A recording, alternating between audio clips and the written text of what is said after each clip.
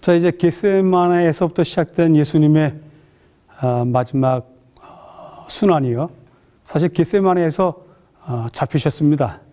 잡히셔서 이제 그 잡히신 다음의 과정들에 대한 이야기를 지금 시간에는 할 텐데요. 자, 이제 잡히셨기 때문에 재판을 받으셔야 되겠죠.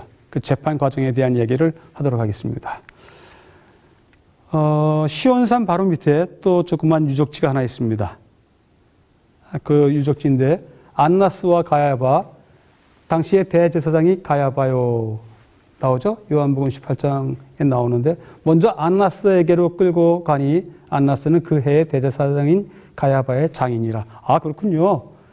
안나스한테 먼저 갔는데 이 안나스는 그 당시에 대제사장이었던 가야바의 장인이에요. 그러니까 가야바의 장인이면서 대제사장 경력이 있으셨던 전임 대제사장이죠. 그러니까 백성들이 이제 고문관 역할을 하는 안나스에게 먼저 끌고 갔던 것 같습니다. 그래서 그 안나스와 가야바의 그 집이요. 그 집을 지금 여러분들이 가시게 되는데 안나스의 집은 어딘지 확인이 안 됐습니다. 근데 여기는 가야바의 집입니다. 그래서 가야바의 집이 흔적이 여전히 그대로 남아 있는데요. 여러분들 보시면 아시죠? 이쪽에 성전산이 보이고 성전산에서 얼마 떨어지지 않은 곳에 가야바의 집이 지금 유적으로 보존되고 있습니다. 이 무너진 돌들, 흩어진 돌들 가운데서도 유난히 눈에 띄는 것이 있습니다. 이제 곧 보도록 하겠습니다. 옛적 집의 흔적들인데요. 가야바의 집에 있는 감옥 중에 하나입니다. 지하 감옥이라고 합니다만은 감옥 내려가는 길 중에 하나인데요.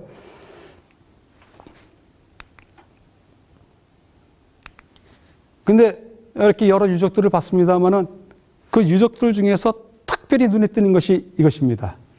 그 유적지로 내려가는 길입니다. 길. 유적지로 쭉 내려가는 길인데요. 저 위에서부터 계속 내려오는 길 그대로 2000년 정도 그냥 보존이 되어 있었던 길인데요. 밑에서부터 기드론 계곡, 겟세마네에서 잡히신 다음에 기드론 계곡을 타고 내려오셔서 이쪽 길로 올라가시지 않았을까? 이쪽 길로 올라갈 수 있습니다. 아니면 그 다음에 겟세마네에서 잡히신 다음에 성 안으로 들어가셨다가 시온산 쪽으로 오신 다음에 이쪽 길로 내려오셨을까? 그렇지 않을까? 그런 얘기도 하시는 분들이 계십니다. 그러니까 정확한 코스를 두 코스 중에 하나인데 어쨌든 이 지역에 와서는 이 돌계단길을 밟으셨던 것입니다. 여기를 밟으면서 느낌이 그렇게 됩니다. 아, 주님께서 재판을 받으시기 위해서 휘청거리시면서 가셨을 그 길을 우리가 가고 있구나 하는 그런 생각이 듭니다. 정말이지 이 길이 주님께는 육체적으로 상당히 힘들었던 그러한 시간의 길이었기 때문에 이 길 올라가시면서 주위의 사람들의 조롱과 또한 여러 가지 비난들을 그냥 들으시면서 가셨던 것입니다. 근데 바로 이 가야바의 집 마당에서 무슨 일이 있었습니까? 베드로가 무슨 일을 벌이지 않습니까? 그래서 그 가야바의 집 바로 옆에 베드로 통곡교회라고 하는 커다란 교회가 하나 있습니다. 이 교회가 이제 베드로 통곡교회인데요. 아주 큽니다. 기념교회 치고서는 이렇게 큰 교회는 별반 없습니다만은 이 교회는 그렇게 큽니다. 자, 이 바깥에서 본 여러 모습들 중에 하나 여기 벽화가 있는데요. 벽화에 예수님께서 잡히시던 모습, 그 다음에 잡히신 다음에 손이 묶이신 채로 끌려오셨던 모습을 그려놨습니다. 그리고 이 베드로 통곡교회 그 교회 꼭대기에는 피레침 자리죠. 피레침 자리에는 닭이 올라가 있습니다. 닭을 조각해놨습니다. 참 인상이 깊습니다. 그리고 괜히 부끄러워지기도 합니다. 이 닭을 보니까 상당히 부끄러움을 느낍니다. 그리고 이게 실내 안의 교회인데요. 이 교회는 그래도 사람들이 꽤 많이 앉을 수 있습니다. 그 교회 정 가운데 단상의 뒷그림이 바로 이것입니다. 고뇌하는 베드로의 모습입니다. 정말 이 베드로 통곡교회 가면 정말 미안해집니다. 우리 주님께 미안해집니다. 죄송해집니다. 또 고뇌하게 됩니다. 나도 베드로와 다를 게 없구나라는 생각을 하게 되면 더더욱 그렇습니다. 그래서 이 통곡교회에는 베드로와 관련되어 있는 이 그림들이 많이 있습니다. 교회에 들어가는 입구에 있는 조각에도 있고요. 그 다음에 이거는 벽에 걸려져 있는 벽 조각인데요. 벽에 걸려진 조각인데요. 예수님께서 잡히셔서 오시는 모습, 제자들과 어울리시는 모습, 이건 아까 보았지만 잡히셔서 여기 끌려오신 모습, 이런 그림들이 많이 있습니다. 또 이곳에 와서 이 돌계단을 오르시면서 주님께서 학대받으시는 모습들, 그런 모습도 볼 수 있습니다. 근데 이 주님의 베드로 통곡교회의 특별한 남겨져 있는 유적이 하나 있습니다. 뭐냐면 교회 안에 가면 이렇게 동그란 홀이 되어 있고 홀이 이제 바위가 파진 채로 저 밑에 깊이 빈 공간이 하나 보입니다.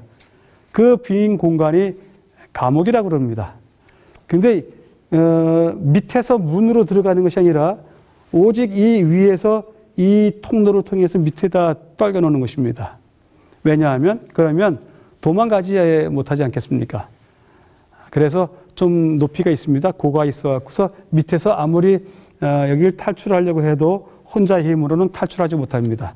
바로 주님께서 여기 이 감옥 통로, 이 둥그런 홀을 통해서 감옥에 잠시 가야바의 집에 머물지 않았을까, 그렇게 또 추측도 합니다. 그래서 교회의 벽에는 또 이런 그림이 그려져 있습니다. 양쪽 겨드랑이에 이 밧줄을 메고서 사람을 이렇게 들어 올린 다음에 그 지하 감옥으로 이렇게 내리는 것입니다. 그 모습이 지금 교회 벽면에 고스란히 그려져 있습니다. 그리고 이 통곡교회에 가면 정말 마음을 찡하게 울리는 것이 이 조각입니다. 이 조각인데요. 여기 로마 병정이 서 있고 베드로가 있고 여인의 둘이 쳐다보면서 뭐라고 하고 있습니다. 그리고 그들이 있는 정가운데 쭉 올라가 있는 기둥에 닭이 올라가 있습니다. 자, 이 그림은 정말 보면서 정말 죄송했습니다. 정말 우리 주님께 죄송했습니다. 사실 이 조각은 얼마나 조각을 잘 만들었는지요. 여인들이 베드로에게 당신도 한패 아닙니까? 당신도 예수와 함께 다녔던 나사렛 배 아닙니까? 라고 캐 묻는 표정이 너무 진지할 뿐더러 베드로가 나는 아닐세! 라고 하는 베드로의 거짓 고백에 대해서도 얼마나 그렇게 생생하게 표현을 해놨는지요. 이 자리에 베드로의 자리에 저를 앉혀도 딱 어울릴 것 같습니다. 그리고 그 베드로의 그렇게 여인네들하고의 그 씨름, 그것을 깨우치는 닭의 모습이 또 보이게 됩니다. 닭이 곧 두 번째 울더라. 이에 베드로가 예수께서 자기에게 하신 말씀을 기억하게 됩니다. 그래서 베드로 통곡교회에 가면은 내 자신을 볼 수가 있습니다. 이 베드로 통곡교회에서요, 이번에는 흰놈의 골짜기 반대편을 보겠습니다. 이제 여기는 흰놈의 골짜기입니다. 통곡교회 맞은편에 있는 흰놈의 골짜기를 지난 산 중턱에 또 수도원이 하나 있군요. 이 수도원이 있는 자리를 갖다가 아겔다마라고 부릅니다. 아겔다마. 이것은 어려운 영어가 아니고요. 어려운 용어가 아니고 성경책에 나오는 용어입니다. 때 예수를 판 유다가 그의 정죄됨을 보고 스스로 뉘우쳐 그 은 30을 대제사장들과 장로들에게 도로 갖다 주고 그다음에 자기가 스스로 목매어 죽었습니다. 그 스스로 목매어 죽은 장소를 갖다가 지금 이야기했던 대로 성경은 사도행전에 아겔다마라고 이야기를 합니다. 그 사도행전 1장 19절에 보면 아겔다마라, 피밭이라 하는 그러한 표현이 나와 있습니다. 바로 그것이 이곳입니다. 좀 씁쓸한 장소이죠. 유다가 죽은 장소. 그럼에도 불구하고 거기에 수도원을 지어놓고 수도사들이 살고 있습니다. 이 수도원 지은 장소, 그 장소는 아닐지라도 여기에 보면 이 아겔다마 지형에 어떤 음침한 모습들이 보이게 됩니다. 조그만 굴도 있고요. 또 뭐 나무도 옆에 큰 나무들이 보이고요. 이 마음을 어떻게 이야기해야 될까 싶을 정도로 이 장소를 쳐다보면 우울하고 씁쓸한 그런 맛이 납니다. 이 일이 예루살렘에 사는 모든 사람에게 알려져서 그들의 말로는 그 밭을 아겔 다마라 하니 이는 피밭이라는 뜻이라. 그렇죠? 피밭이었습니다. 아겔 다마입니다. 여전히 좀 지었으면 하는 기억이지만 이것이 꼭 있어야만 됐습니다.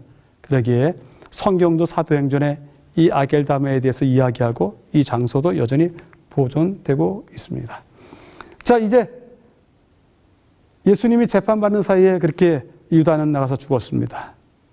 베드로는 예수님을 부인하고 유다는 나가서 죽고 이제 예수님은 헤롯 궁에 잡혀왔습니다. 헤롯 궁이 모습이 지금도 고스란히 남아 있습니다.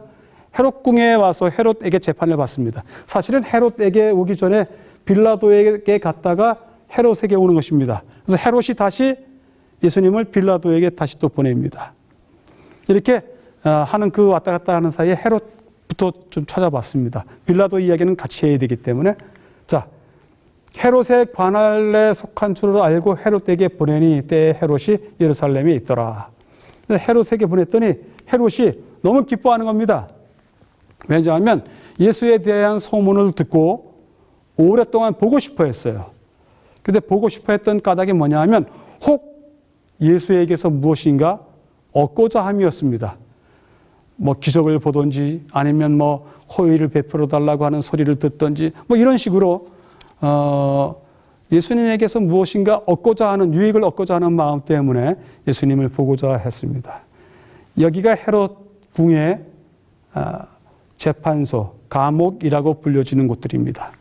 그래서 예수님이 이 장소 중에 한 군데에서 헤롯을 만나지 않았을까? 또 여기에 잠시 머물지 않았을까? 그렇게 이야기합니다. 이제는 빌라도에게 가보겠습니다. 빌라도는 너무나 유명한 관리이죠. 감독입니다. 로마가 파견한 감독입니다. 그가 예수님의 재판에 직접적인 결정적인 일을 하게 되는데요. 이게 헤롯 궁입니다. 아닙니다. 빌라도가 머물렀던 그 유대 땅에 파견된 로마 군대의 그 성체입니다. 성체. 그래서 이 성체를 갖다가 안토니오 성체라고 이야기하는데 그 성체가 이것입니다. 이게 망대들도 보이죠? 망대들도 보이고 이 안에 이제 행정관이 있고 군대들이 있으면서 예루살렘의 치안, 그다음에 그 보안들을 감당을 했습니다. 자, 여기가 예전 예루살렘의 모습이고요. 네 곳의 망루가 있는 것이 보입니다. 네. 지금도 이렇게 망루가 안토니오 망대라고 해서 안토니아 망대라고 해서 있습니다. 근데 이 망대하고 이 건너편에 교회하고 좀 유심히 보셔야 됩니다. 사실 가깝습니다. 되게 가깝죠? 실제로 가깝습니다. 근데 예전에는 이것이 다 이 성체 안에 함께 있었던 장소였습니다. 근데 이 장소에서 벌어지는 일입니다. 사실 상당히 가깝습니다. 보시다시피 가깝죠? 네. 자, 여기서 있는 일을 잠깐 보여드린다고 했는데 무엇을 보여드리냐면 이 성체와 이 교회 사이인데 이 교회가 이제 예수님의 비아 돌로로사라고 하는 그 고난의 길의 첫 번째 장소가 됩니다. 근데 그 장소에서 무슨 일이 있었는지 보겠습니다. 이 아치 건물이 상당히 유명하고 중요한데요. 왜냐하면 예수님께서 빌라도에게 직접 정식 재판을 받기 전에 이곳에서 특별한 일이 있었습니다. 볼까요? 빌라도가 말하여 보라 이 사람을 드리고 보라 이 사람을 예수께서 가시 면류관을 쓰고 자색 옷을 입고 나오시니 빌라도가 말하되 보라 이 사람이로다. 제6시라 빌라도가 유대인들에게 이르되 보라 너희의 왕이로다. 빌라도가 예수님에 대해서 보라 이 사람이로다. 그런 소리를 세 번 하네요. 근데 첫 번째 하는 소리와 두 번째, 세 번째는 좀 시간 차이가 있습니다. 첫 번째는 이제 정식 재판하기 전에 많은 사람들, 많은 유대인들 앞에서 보라, 이 사람을 너희가 어떻게 하겠느냐? 이 사람을 갖다가 왜 그렇게 죽이려고 하느냐? 이렇게 백성들하고 청중들하고 대화할 때 보라, 이 사람을 데리고 이런 식으로 보라, 이 사람을 이야기했고, 그 다음에는 가신 면류관을 쓰고 자색 옷을 입고 예수님께서 나오시니까 그래도 마지막으로 예수님을 좀 구출해 주기 위해서 보라, 이 사람이로다 이렇게 이야기합니다. 그리고 마지막으로 제60대 이제 빌라도가 유대인들에게 보라, 너희들의 왕이다. 어떻게 할 것이냐. 이렇게 보라, 이 사람을 보라 라고 하는 소리를 세 번 합니다. 이 사람을 보라, 이 사람을, 이 말이 너무나 유명한 말인데요.